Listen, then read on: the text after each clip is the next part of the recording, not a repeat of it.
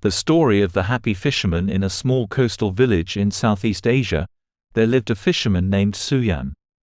Suyan was a simple man who lived a modest life. Every morning, he would take his small fishing boat out into the calm, azure sea to catch fish for his family and the village. One sunny day, a businessman from the bustling city arrived in the village. He noticed Suyan, who was just returning from a successful morning of fishing, with a contented smile on his face as he hummed a tune.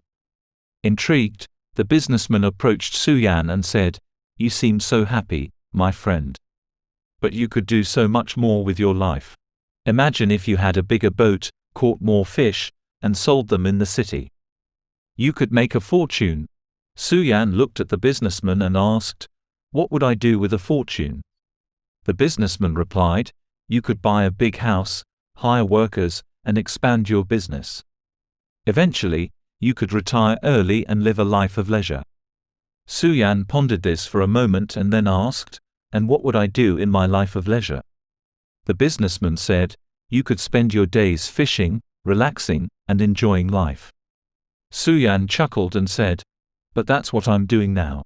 The businessman was puzzled and asked, "But why not work hard, earn more, and have a more comfortable retirement?" Suyan looked out at the sparkling sea and replied, "Sir, I am already happy. I have enough to provide for my family, and I get to spend my days on this beautiful sea, doing what I love. I find happiness in the simplicity of life, the sound of the waves, and the joy of providing for my loved ones. I don't need more to be happy." The businessman, realizing the wisdom in Suyan's words, smiled and said, "You are truly wise, my friend. It seems I have much to learn from you about the true meaning of happiness." And so, the businessman left the village with a newfound perspective on life, understanding that happiness need not be found in the pursuit of endless wealth and possessions but can be discovered in the simplicity of the present moment and in appreciating the beauty of life's basic pleasures. This Buddhist story reminds us that happiness can often be found in contentment with what we have and in the simple joys of life, rather than constantly seeking more and more material wealth. Once upon a time, in a small village in ancient India, there lived a young monk named Samrat. Samrat had been studying Buddhism and meditation for many years, but he still felt a deep sense of discontentment and unhappiness in his heart. No matter how hard he tried to find inner peace, it seemed to elude him. One day, as Samrat was walking through the forest, he came across an old man sitting under a tree, smiling and humming a peaceful tune. Intrigued by the old man's serene demeanor, Samrat approached him and asked, "Excuse me, sir, but you seem so happy and content. Can you please share your secret with me? I have been searching for happiness for years but have not found it." The old man looked at Samrat with a warm smile and said, "Ah, my dear friend, I was once like you, seeking happiness everywhere but finding it nowhere. Then, I met a wise teacher who taught me a valuable lesson." Samrat eagerly asked, "What was the lesson, sir? Please tell me." The old man continued, "My teacher told me that happiness is like a butterfly. The more you chase it, the further it flies away from you. To find true happiness, you must stop chasing it and let it come to you." Samrat was puzzled and asked, "But how do I stop chasing happiness?" The old man replied, "You must learn to be present in each moment, without attachment to desires or aversion to suffering. When you fully accept and embrace the present moment, happiness will naturally arise within you." Samrat thanked the old man for his wisdom and spent the next several years practicing mindfulness and meditation. Slowly but surely, he began to understand the profound truth in the old man's words. He learned to let go of his desires and attachments and found peace in the simple act of being present.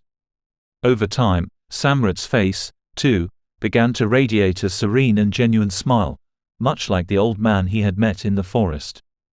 People from the village noticed the change in him and asked for his secret. Samrat would simply say, "I found happiness by letting go of the chase and embracing the present moment. It was always within me, waiting to be discovered." And so, The story of Samrat teaches us the Buddhist principle that true happiness is not something external to be pursued but an internal state of being that arises when we let go of our desires and attachments and learn to be fully present in the here and now. The tale of the compassionate elephant. In a lush forest in ancient India, there lived a wise and compassionate elephant named Karuna. Karuna was known throughout the forest for his kind heart and gentle nature. He had many friends among the animals who admired his wisdom. One hot summer day, a severe drought struck the forest.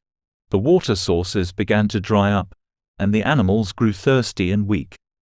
They gathered around the remaining ponds, struggling to get a drink of water. Panic and fear spread among the animals as the situation became dire.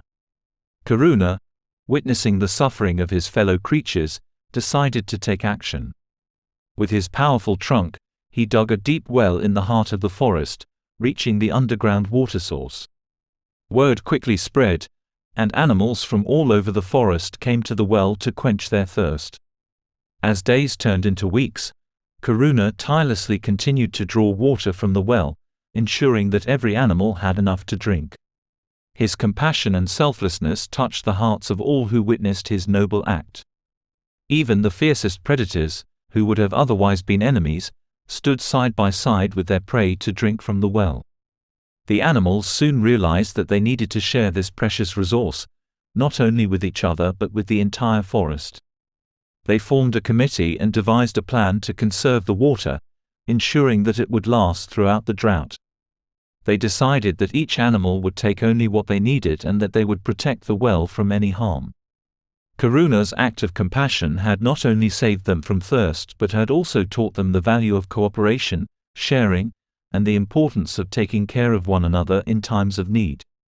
As the drought eventually came to an end and the rains returned, the forest flourished once again. The memory of Karuna's selfless act of compassion, however, remained etched in the hearts of all the animals. They continued to live harmoniously, always remembering the lessons they had learned from their wise and compassionate elephant friend. This Buddhist story reminds us of the transformative power of compassion, showing how a single act of kindness and selflessness can bring unity and harmony to even the most challenging of circumstances. Once upon a time in a small village in ancient India, there lived a young man named Sujata. Sujata was known throughout the village for his constant pursuit of happiness. He tried various things to find happiness, acquiring wealth, indulging in sensual pleasures, and seeking approval from others. However, no matter what he did, he couldn't find lasting happiness. One day, as Sujata was wandering through the forest, he came across a wise old monk who was meditating under a bodhi tree. The monk seemed to radiate a sense of contentment and inner peace that Sujata had never seen before. Intrigued, Sujata approached the monk and asked, "Venerable sir, how have you found such happiness and peace?" The monk, whose name was Bhikkhu Dharma, smiled and replied, "Young man, I have discovered happiness through the path of inner awakening and enlightenment, as taught by the Buddha. It is not found in the external world but within ourselves. Would you like to learn?" Sujata eagerly agreed and became a disciple of Bhikkhu Dharma. He began to meditate regularly, cultivate mindfulness, and follow the teachings of the Buddha. Over time, he gradually let go of his attachment to material possessions, desires, and the need for external validation. Instead, he focused on understanding the nature of his own mind and emotions. As the months passed, Sujata's inner transformation became evident to those around him. He exuded a sense of calm, kindness, and happiness that drew people to him. Villagers began seeking his guidance, and he would share the wisdom he had learned from Bhikkhu Dharma. One day, a wealthy merchant from a neighboring village came to see Sujata. He had heard about the young man's transformation and said, "Sujata, I have everything in life, wealth, power, and possessions, yet I am not truly happy. Can you teach me the path to happiness?" Sujata smiled and shared with the merchant the same teachings he had received from Bhikkhu Dharma. The merchant, too, became a student of these teachings and began to practice meditation and mindfulness. Years passed, and both Sujata and the merchant continued their journey toward inner peace and happiness.